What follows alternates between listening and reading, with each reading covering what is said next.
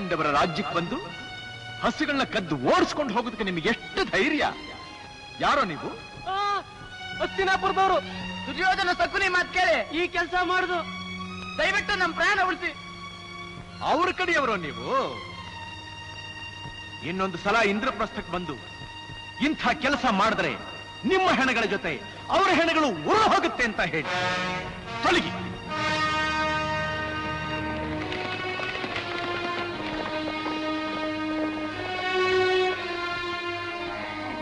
ಯಾರದು? ಪಾರ್ಥ. ಪ್ರಜಾಸೇವೆ ಎಂದರೆ ಎಷ್ಟೊಂದು ಶ್ರದ್ಧೆ. ಸ್ವತಃ ನೀವುಗಳೇ ಬಂದು ಕಾಪಾಡ್ತೀರಿ.